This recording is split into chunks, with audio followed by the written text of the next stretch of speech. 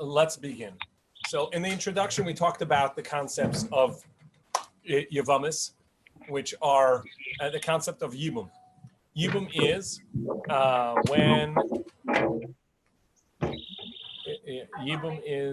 when a person dies, right? And you've probably seen these diagrams. When a person dies and has a surviving brother who is alive with him. So Reuven is married to Sarah. He dies. Shimon, who is not allowed to marry Sarah generally because it's Eshes Ach, it's the wife of his brother. Nevertheless, the Torah says the mitzvah is to do Yibum, to marry her. And as we explained in the introduction, the concept is that Reuven's Kiddushin, the deceased brother's Kiddushin, really never ended. Even though that the Gemara, the Mishnah, the beginning of Kiddushin says that every Kiddushin ends with either a get or misa, this Kiddushin did not end. And therefore this woman is really still married to a certain degree and can't just marry anybody else. However, in our Mishnah, the concept is that that's true if the reason why Shimon can't marry Sarah is because it's the brother's wife, the deceased brother's wife. That's called Eshes Ach, the wife of the brother. And the Torah specifically said that mitzvah is to marry her. So whether the prohibition, the Isser is still there and it supersedes the Asay, the mitzvah is Docha de Los Asay, it supersedes it. Or if we say, no, the prohibition actually doesn't apply, we mentioned that in the introduction. The point is that that's the mitzvah. However, if there's another Isser, that means Shimon married Sarah. Okay, and this is the case of Isser Arayas. Shimon married Sarah. Sarah happens to be his niece, his brother Reuven's daughter. And as we mentioned, the Torah, that's one of the close relations that the Torah does not prohibit. And so Shimon married Sarah, Reuven's daughter, and now he dies. So of course, Reuven cannot do Yibum, because aside from the fact that it's his brother's wife, it's his daughter. So obviously, that's an Isser Arayas, and therefore there would be no mitzvah of Yibum, and therefore, and here's a step that I want to focus on. And therefore, the original prohibition of the brother's wife remains. This is called Eshes Ach Shelo Become Mitzvah. The brother's wife, when there is no mitzvah, and there is no mitzvah here, because the mitzvah doesn't apply if there's another Isser Arayas. And the Mishnah says there are 15 of such Arayas. Reuven's daughter, Reuven's granddaughter, Reuven's mother, Reuven's grandmother. So these are the Chamesh Esrei Nashim. And it goes to Reuven's daughter. And then it shows the same for granddaughter, etc. Okay, so we saw all of those cases. The complexity of the case I don't want to focus on. I want to focus on the concepts in the Mishnah. So the first concept is, if there's an erva, the erva does not supersede, the mitzvah does not supersede the erva. In fact, the erva means that the mitzvah is not there. And since the mitzvah is not there, it's going to end Reuven's marriage. That's if there's this one brother. Now, what the Mishnah says, not only does it end for the erva, but even for the tzara. So Shimon was married to more than one wife, and Sarah being Reuven's daughter. So he cannot do Yibum to Sarah. That means Shimon's marriage doesn't transfer, or called Zika, to Reuven. And since it doesn't transfer to Reuven, also Leah and Rachel are going to be exempt from Yibum. And that's what our Mishnah says, exempt from Yibum and exempt from Chalitza. As we saw, there are two mitzvahs. The first mitzvah for them to do is Yibum, to reestablish the household. If he chooses not to, or she doesn't want, then we're going to say that there's Chalitza. This is exempt from both. There's no mitzvahs yibum, there's no mitzvahs chalitza. The erva exempts both. Now, what we have over here is, since, as I mentioned before, since there's no mitzvahs yibum, what remains is this woman is not only usher because of the original erva, but she's usher because it's the brother's wife. Even though generally we say the mitzvah supersedes or stops the mitzvah of the prohibition of brother's wife, here the prohibition is back. So this is called Eishes Ach Shalubim Ka Mitzvah, and the original Isser of Eishes Ach remains. And since the original Isser of Eishes Ach remains, we now have another concept of Ne'esra. This woman became Ne'esra, and once she became Ne'esra, she remains Ne'esra. Once she became prohibited, and she became prohibited, why? Because she was the wife of the brother.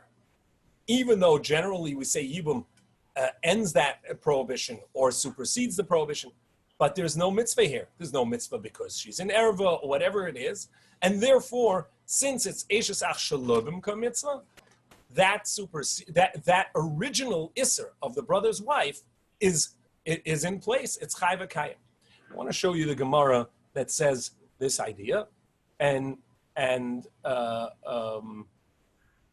from there, I want to show you this Gemara, and then we can focus on this concept, because it's going to come up in an important question. So we have over here this quote of the Gemara. Well, what is that?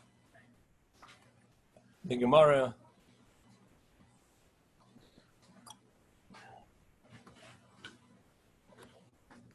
So this is the document that I shared with you the other day, and I added a new source on source Hey and Vav, number 5. So this is a Mishnah on Daf Lamed. I want to go to first this concept of the Gemara, which explains it. Amar Rav Yehuda Amar Rav, Kol Yevama she'ena nikoraba b'shas nafila, Yevama Yavo. That we saw, the Torah says that the mitzvah is Yevama Yavo Alel, that her Yavam should come to her, meaning should marry her. Anytime I cannot say that, Kol she'ein ani koraba, anything that I cannot read the pasuk, Yevama Yavo Alel, at the moment of nafila. So here we get a new term. The term nafila means when the brother, the original husband, dies, his marriage has to transfer over, the zika. That's called nafila, where she falls to the brother in marriage, the surviving brother. That nafila has to be at that moment, there's a mitzvahs yibum. But anytime there's no mitzvahs yibum, harehi ke'eshes ach sheyesh labanim. It's just like any other brother's wife. Va'asura. And she's prohibited. So Gemara says, my kamashmala. That's obvious. It's only in place of a mitzvah. For sure, according to Tosfos, that we say that the mitzvah supersedes the prohibition. So there's no mitzvah, so it can't supersede. But even according to Rashi, it says that Yibum makes that the mitzvah, the prohibition is not there anymore. But over here, there's no mitzvah, so the mitzvah will make the prohibition go away. So Maika Mashmalan Tanina, Areizu Asura Lavailamis, Hoilven Ne'esra Olav Sha'achas.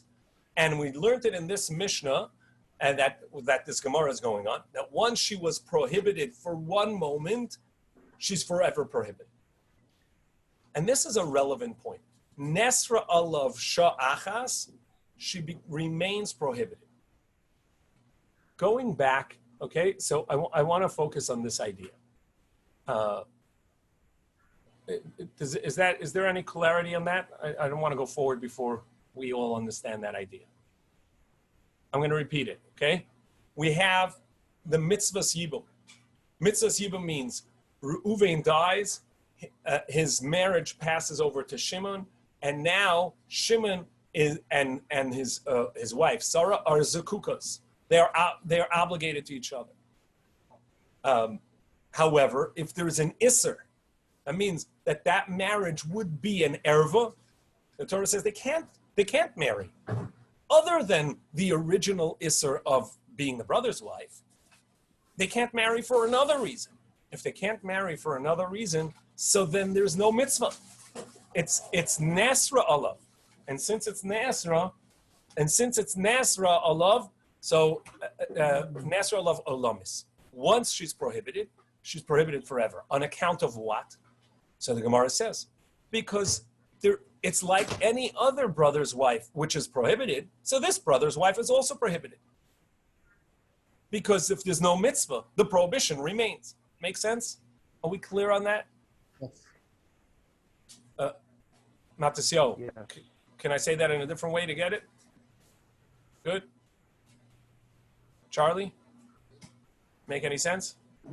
Yeah, it makes perfect sense, except the cases of when would it matter when there's two Isurim? When would it matter that it's two Isurim? Yeah, because if there's an Isser of Erva, why do we need to say that the Isera. Great the husband question. is Asr also? Yeah. Great. So Perfect. Charlie's touching on the point. So who cares? Yes, it makes sense that this woman is prohibited twice. Prohibited once for whatever reason the Yibum can't happen. And prohibited another reason. Since the Yibum can't happen, the original prohibition of being the brother's wife is also there. So what? It's Asr anyhow. So the answer is there are some Isurim which go away. And when that Isser goes away, will the original Isser remain? That's really what that Gemara is saying. Nasra alav olamis. So where's a classic case? The classic case is in our Mishnah, and this is the bottom Tosfos on Amud Aleph. The case is achos ishto. There are nuanced differences in the various forms of erva in the Torah. There's one where you're not allowed to marry two sisters. Can't marry a sister, one woman and her sister. However, if the first wife dies, if the first one's no longer alive, you can marry the second one. It's achos ishtoi, the sister of his wife, but his wife is deceased. Then it's permissible. So at the time of Yibum, that the Yibum started, that the Nefila, the Zika started, she was prohibited because it was the sister's, the wife's sister. However, the wife then passed away subsequently. So Reuven dies, and his wife is Rachel. Shimon survives his brother and is married to Leah. So two brothers were married to two sisters. Reuven and Shimon were married to Rachel and Leah. Reuven dies. Now he can't do Yibum to Reuven's wife because it's his wife's sister. But then the next day his wife dies. As tragic as that is, now the Yibum does not is not a problem. There's no erva there. However, at the moment of Nefila, it was prohibited. Therefore, at that moment, she became Eishes Ach Shelo B'mka Mitzvah. She became a non-mitzvah brother's wife, and that remains. So, Charlie, your question was, who cares if there are two prohibitions? The answer is because one may go away, and we need that the first one remains. Make sense? Yeah, it makes sense. Yeah, I guess the question is if why don't we just not have the erba go away in that specific situation, as opposed to saying that she's usher from the original marriage. Yeah, that's fine. But there's probably other cases. There are other cases. We're going to have to see where that applies. But the concept is The condition of the erva went away. Sorry. The condition of the erva went away. I mean, she died. I mean, Right. Now there is no erva. Yeah, but we could have said the erva lasts forever, as opposed to saying that the even lasts forever. No, that the Torah already said. The Torah said that there can't be two wives, two sisters as wives in the same when they're alive. But after Misa, it's permissible. So that would be the reason why that doesn't apply. But you'll see your question applies in another point. We'll get to that shortly. But this concept again is that once there's no mitzvah in the yibum, what happens is that the original prohibition, the erva of a brother's wife, remains in place.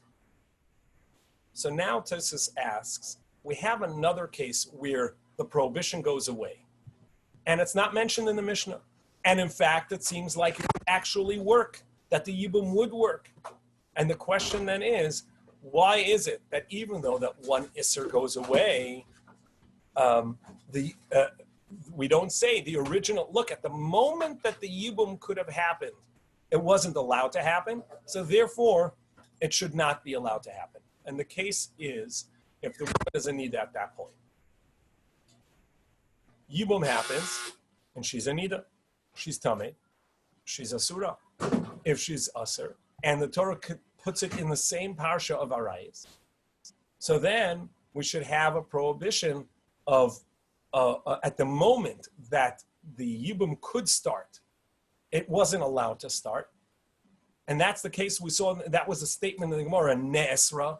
At the moment of yibum, she became prohibited to the surviving brother. And since she's prohibited to the surviving brother, there's no mitzvah. If there's no mitzvah, the original erva should remain. But is the relationship an isser, or just that it can't commence the kedushin until she's not a nida anymore? Yeah. So that's Tosfos's one mahalach in Tosfos. One answer that Tosfos says is true. The Torah puts it in the parsha of erva. However, it's not erva really, and the way Tosfos says it is very unique. Tosfos says, since it's prohibited to everyone, she's at that moment that she's in nida prohibited to everyone, not only to her husband. Anybody she'd be married to, she'd be prohibited to. Even if she wasn't married, she'd be prohibited. Nida is prohibited in any case. So that's not a relationship isser. Rather, it's only when one particular person is prohibited and another person is permissible. That's where the concept of erva is, where it's a specific isser to that person. That's when you can say it's an erva. However, if not, then it would be permissible. So therefore, Tosfos says. Here I mean, it's a funny premise. I mean, there's no like saying well, you're usher right now because you're not married, therefore you're usher because you're not allowed to marry somebody you're not married to, therefore you're usher. No, this is a kares. And the Torah puts it in erva. Okay, but I'm saying it's the reality of the nida is that it's not a relationship problem. Who told you that? A nida is a relationship problem, or I don't know. The Torah puts it in the parsha of erva. In the parsha of erva, I mean, I don't know. It's a good struggle. I want you to articulate the question because that's really the problem. I don't want to say the problem. That's really the crux of what Tosfos is telling us. Tosfos is saying that there's a chiddush here. I want you to know that even though it is in the parsha of erva, it doesn't qualify as erva. And to us, that seems so fundamental, right? Obviously.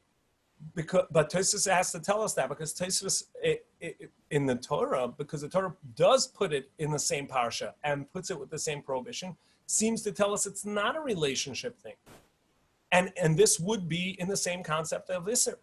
Therefore, Tosfos says no, actually, it's not the same.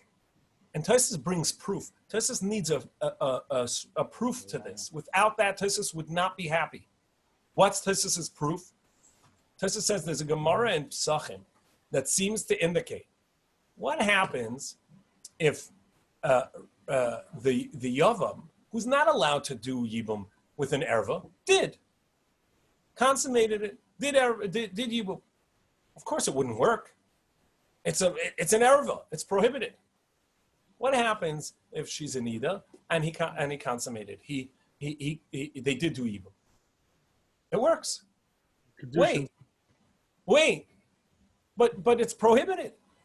Yeah, but that's not a prohibition between them. That's a prohibition in general. And therefore, the yibum works even though there's an isser. Doesn't Tosfos still have to answer the question of why is Nida in the same as all the Tosfos others? doesn't get into that here. Yes. Tosfos is just trying to figure out how does it affect our concept of the 15 ervis in the Mishnah, and it doesn't mention Nida, and you can't tell me it's because it's temporary, because it also mentions a different thing that's temporary. Therefore, Tosfos says, no, it's not on account of that it will go away. It's on account of that it's not really the same classification. Now, what's the problem that Tosfos has with this? We mentioned this in the shir, in the prep shir, that there are 3 levels of isser in the Torah, in prohibited relationships. There's the most severe, kares, and that we say is an erva, and the yibum, there's no mitzvah of yibum. However, there's chayve lavin v'aseh, prohibitions that are either on account of the Torah saying there's a mitzvah, like for a Kohen Gadol to marry a Basula, a virgin, or chayve lavin. For instance, a Kohen Gadol not allowed to marry a widow, a Kohen Hedit not allowed to marry a Gerusha, a Chalutza, a divorcee. So there are these prohibitions. Even though they're not allowed to do it, generally, Kiddushin Tovsin, Kiddushin would work, not like Rabbi Akiva. We know the halacha is that if a Kohen goes to a divorcee and says, Harei at mekudeshes li, and she accepts it, the Kiddushin works. The Kiddushin works. Why? Because only at the severity of kares does Kiddushin not work. Whereas Chayve Lavin, if a Yavam does Yibum, it does not work. If Chayve Lavin, a Yavam does Yibum, it does not work. That means a Yavam, one brother, a brother is a Kohen, the deceased brother is a Cholol, not a halachic Kohen. He's the son of a Kohen, but halachically not a Kohen because his father, because his mother was a divorcee. His mother was usher to the father. So we have 2 brothers, Reuven and Shimon, both sons of a Kohen. One is allowed to marry a divorcee, and one is not. And he married a divorcee, and then he the brother that married the divorcee and was allowed to died. So his wife, who was a divorcee beforehand, and therefore is prohibited to the brother, the valid Kohen, is not allowed. He's not allowed to do yibum. If he was not in the state of yibum and he married her, he said, "Harei mekudeshes li," kiddushin would work. Now that it's yibum, the yibum does not work. We get that? Max, you got that? Again, if a Kohen says to a Gerusha, to a divorcee, Harei mekudeshes li, the kiddushin works. If in yibum, he says he goes ahead and completes the yibum with a divorcee, it does not work. And the question is why? So there are 2 ways of explaining it. One takes us back to Charlie's question. Why do I need a double prohibition? The answer is such a case. Since the prohibition of a brother's wife is an erva, so the yibum is not allowed to happen. If the yibum is not allowed to happen, there's no mitzvah. If there's no mitzvah, the original prohibition is in place. The original prohibition is an erva, is a kares level. Oh, if it's a kares level, so then ein kiddushin tovsin. You cannot even do kiddushin because it's the brother's wife. Charlie, you get that point? Why it's relevant in this case? Yes. Meaning, even though that the original prohibition, which doesn't allow the yibum to happen, is a lesser degree, but on account of that, what remains is the stronger prohibition, which was the brother's wife. Okay. So here we have this case, and now Tosa says we have one answer, like everybody was saying. It seems to be obvious. The reason why the reason why nida is not in this mix is because nida is not a relationship prohibition, even though that it's at the level of kares, but it'll have less of an effect on them because it's temporary. Now, Tosfos comes with another answer which is very unique, and we need to know this case for other. This case will come up, and it's a very interesting idea. I'm going to share the document again so that we can see this.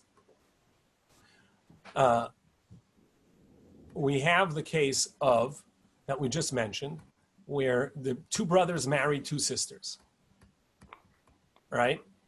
So two brothers marry two sisters, and one dies childless. So the yibum would have to happen, but they can't because it's two sisters. Now, what would happen if, because of that, this woman goes and gets married, and then ultimately her sister dies, and now the yibum is allowed to happen? So Gemara says, no, it's too late. Why? Because look at this. And in the translation here, they bring Rashi's interpretation. Since the Torah's ways are pleasant, the Torah would not obligate a woman who is married in the meantime to subsequently get a chalitza. This will demean her in her husband's eyes. So Rashi says, what's the problem there? If she would then, after she's already married to someone else, all of a sudden be obligated in the yibum, which she can't do, obviously, because she's married, so it would be a chalitza, can't have that happen. So therefore, it's just unpleasant. Tosa says the same would be here. The same would apply here. This would not apply by nida, because by nida that's just a common thing. Everybody knows. Right now they're prohibited, and later it's going to be permissible. But with an erva that's going to go away, that's not the case.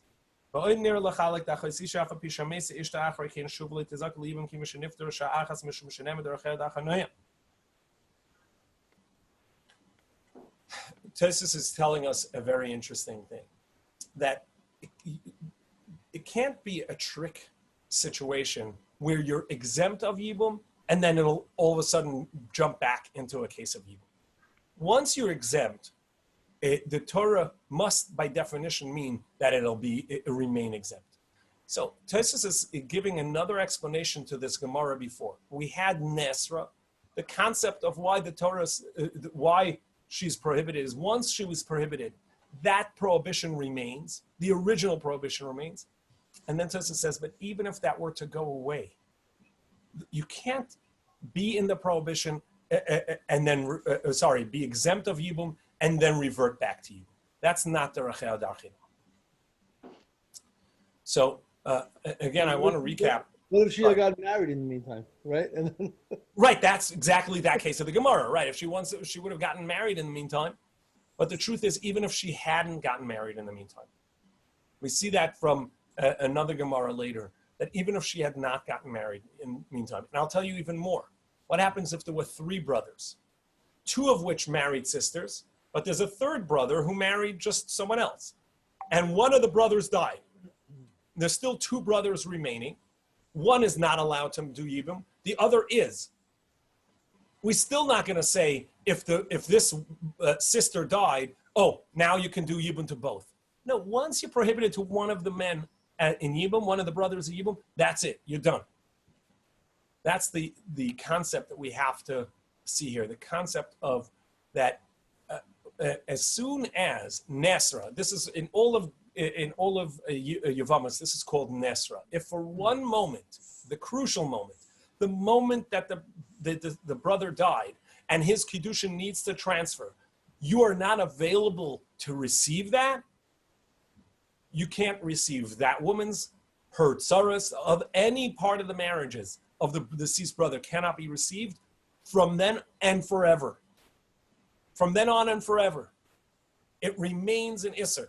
And the reason is because once she was Nasra, the original erva of Eshesach comes back in place, and that will supersede. And therefore, it's even what blocked the Kiddushin, the Yibum, even if what blocked the Yibum was a lesser degree of Isser, but what comes back is the full power of a Eshes Ach, full power of the original Isser of the brother, that the wife of the brother, and therefore it's Nasra Elamis prohibited for this one and forever, meaning even if one of the brothers did do a Yibum, still she'll remain prohibited. So this is a fundamental idea, and Nida doesn't come into that classification. One, as everybody was saying, because it's not really a relationship issue, and two, because it doesn't have this concept of that it's prohibited for in Darchei Noam. It's prohibited forever. Really, it's a temporary thing. Every woman goes through this. It's not a Darchei Noam. Everybody knows that she's prohibited now as a Nida, and she'll go to the mikveh, and she'll not be a Nida anymore, and therefore it's going to be permissible. So this is the concept of Yibum and the exemption or the patur that comes with chayvi lavin, chayvi asay, with erva of any sort. Once you can't do the yibum is not a mitzvah anymore, and therefore it reverts back to the original prohibition of Eshes Ach. Rabbi Kolta asked that we also talk about the concept of ailonis. So one of the cases in the Mishnah was that there was a tzara, and she was an ailonis. So we're going to share the screen so we can get the case clearly, and then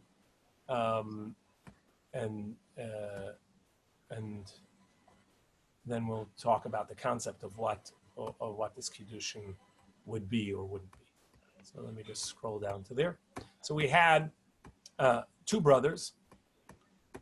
One of the brothers married a woman who turns out to be infertile. She's an ailonis. Let's see.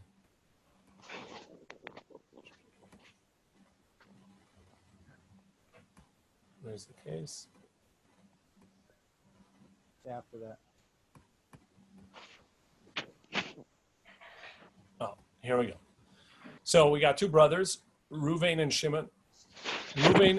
Shimon is married to two women. Sarah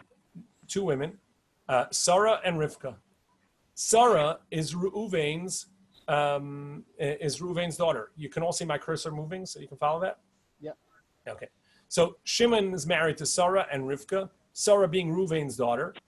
So obviously, when Shimon dies, Sarah can't be a part of the it's Erva, it's Reuven's daughter, so can't be Yibum, and therefore none of Shimon's marriages pass over to Reuven, and Rivka is also exempt. And since Rivka is exempt, she's actually prohibited because now it reverts back to the original prohibition of Eshes Ach. That's the case. What happens if we find out that Sarah was an ailonis? Now, if Sarah had died before Shimon died, so obviously there's no prohibition, because when Shimon died, Reuven has no blockages, has no Isser Erva to Shimon's marriages, because Sarah is already dead. His daughter, Sarah, is deceased. And so he can take Rivka. What about if Sarah is alive? But we find out that Sarah is infertile. So then, retroactively... Before he died. No, before he died. Sorry? The Stam case is that Sarah is discovered to be an ailonis before Shimon dies. I didn't talk about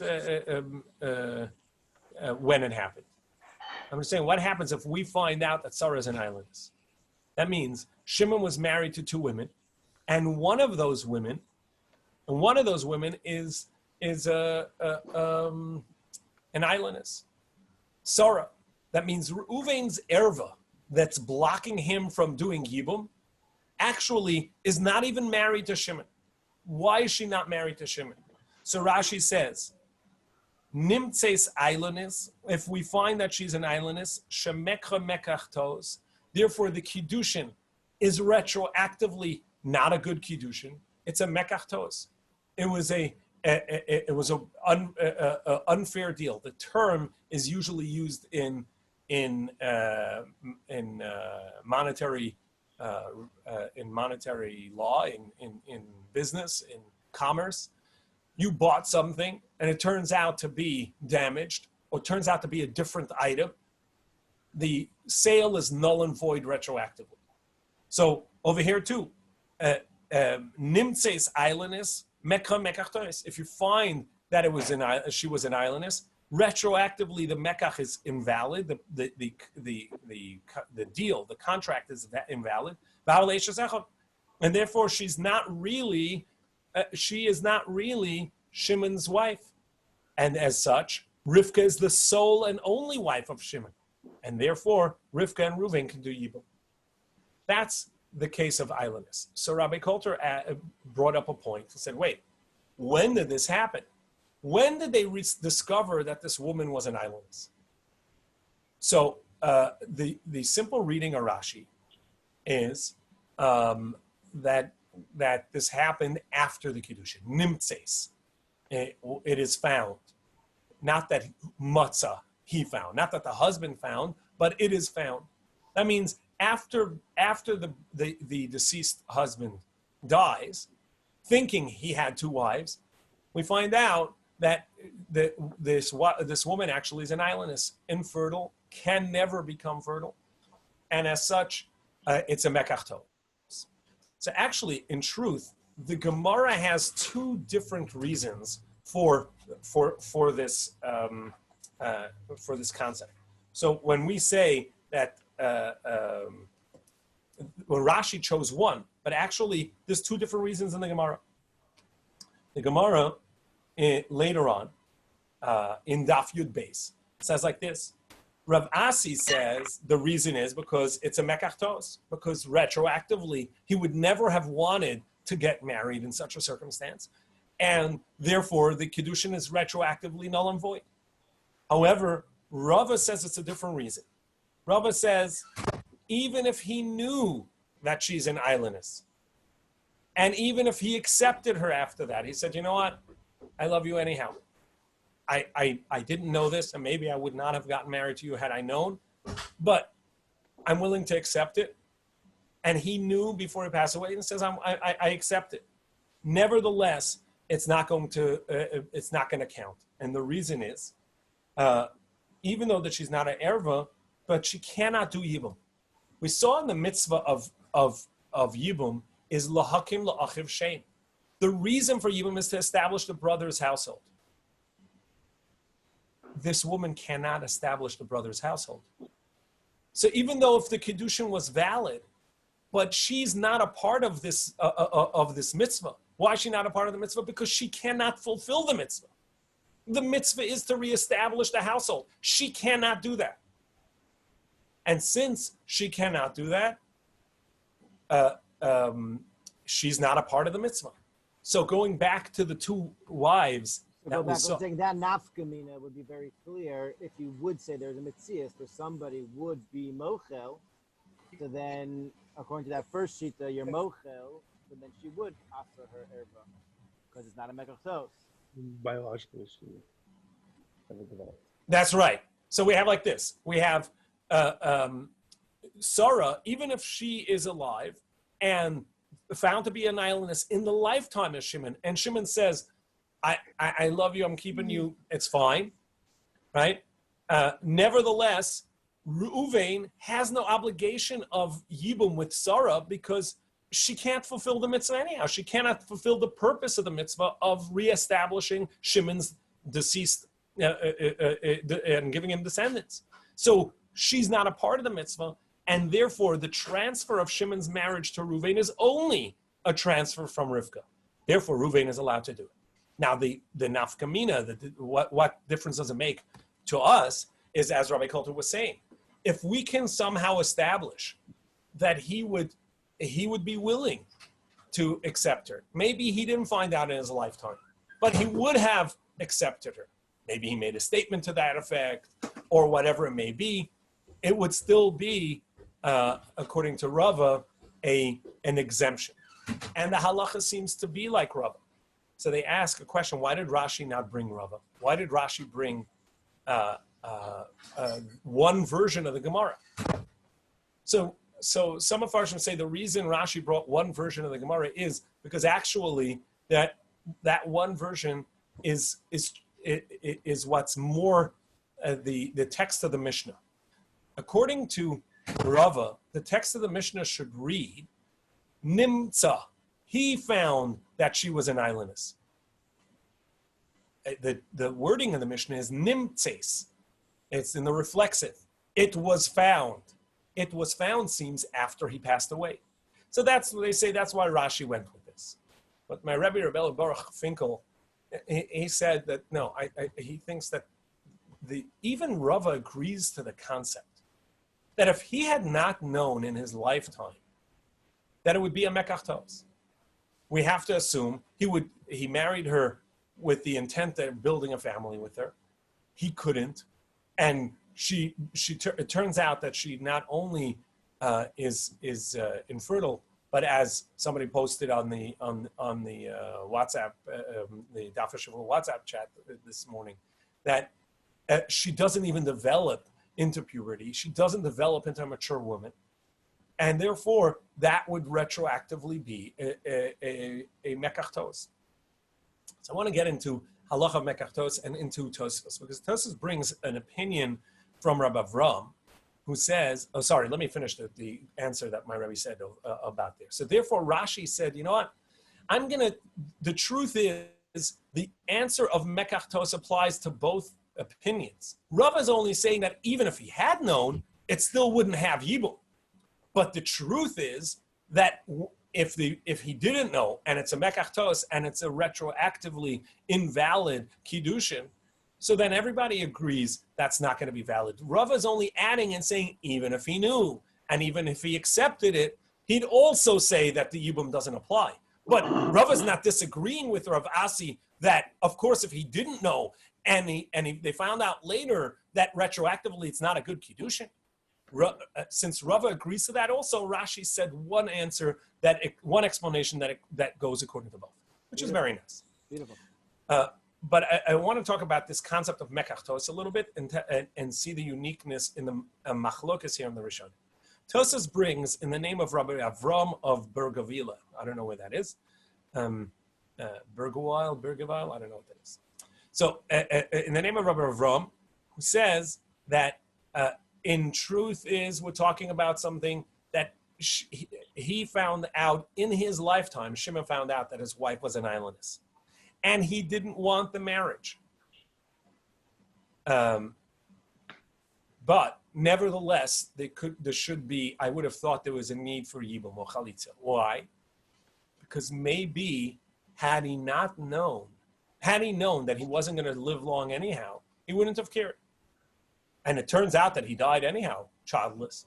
So he wouldn't have minded remaining with her. So 2 weeks before he died, he found out and he says, you know what, I'm done. And then he passes away. So maybe retroactively, it's not a reversal of the Kiddush. So Rav Nachum Partzovitz goes into a very interesting halachic concept in mekach tos. You ordered a table from a store, and you get the table, but it has a chip. It has a crack. You spent a nice amount of money, $1,000 on this table. I don't want a table with a chip or a break in it. So you want to return it. Even though that it's the correct item, since it's not as valuable as you paid, you have a right to return it. However, he says that's not an automatic return. It doesn't automatically revert to a non-sale because it's the correct item. If you want, you can say, I want to keep it. Or another halacha important. You can say, either give me back all my money or keep it. Or the seller, you come to the seller, you say, look, I want a $100 discount. I want a $100 discount because of this, because of the chip, the crack. And the seller says, no, you either take it at full price or give me the whole item back. It's not an automatic reversal. The halacha is that they can negotiate this because it's not an automatic reversal. However, if you ordered a table and you get a bench, it's an automatic reversal. You need to make a new kinyan. Even if you want to keep it, you have to make a new deal with it and a new acquisition. The owner who sold it to you can say, sorry, give it back. Say, no, you know what? I actually want to keep it. No, there was never a sale. It was not the same item. So Rav Nachman Tzava says, let's analyze this. A woman who's an islandess, never going to develop into puberty, never going to develop into a mature adult. Is that the same or with just a flaw? Or is that not the same? When Kiddushin is done under those false pretenses, is that the same thing? It's just, it's a table, it just has a chip, it's got a crack. It's not, it's got a little damage. Or is it not the same being? It's not, a person marries a woman, that's marrying someone who's, a man marries a woman that's marrying someone who's fertile. That's a part of marriage, is the ability to have children. And absent that, it's a bench instead of a table. And then it's an automatic reversal. That's what Rashi seems to hold. Whereas in Tosfos, Rabbi Avram, he says, no, it's not automatic. Maybe he would have been okay with it. Maybe he would have, right? It has to be that there's some statement of reversal and he wants to reverse it.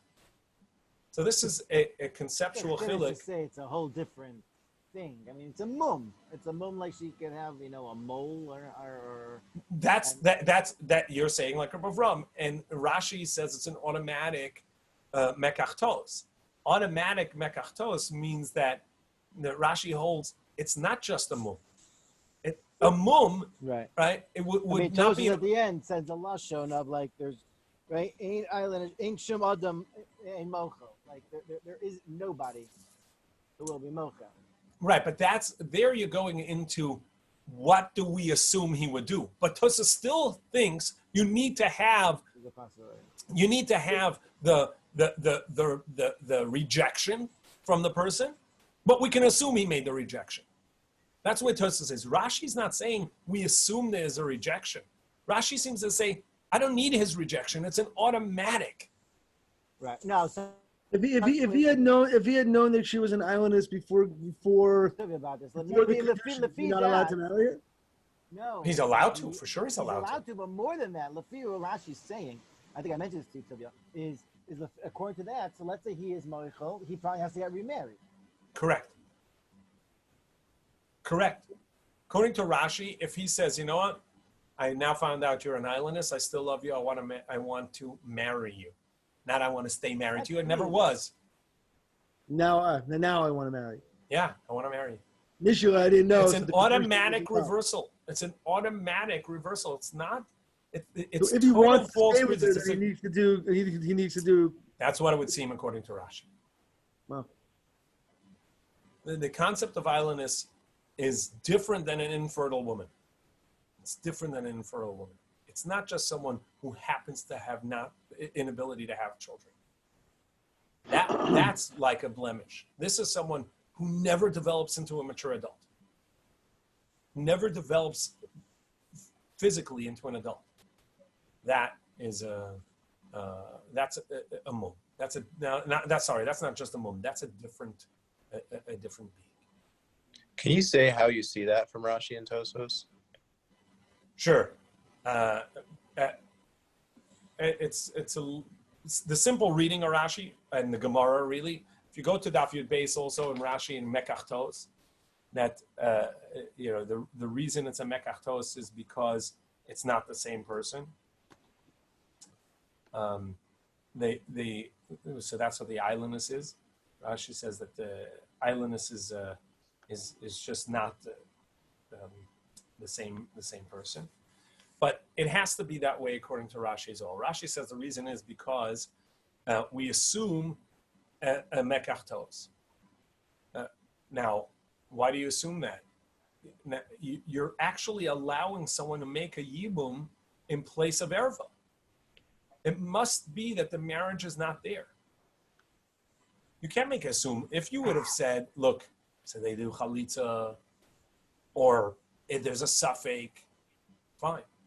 But we don't say that there's a suffix, there's some doubt. Rashi says that on account of this mekachtos, there is no marriage there, and you can do the father of this islandess can do yibum on the tzara, on the sister wife. If it was like a table with a chip, then we'd have to ask, do you want to reverse it or not? Yeah. And at least there should be a suffix there.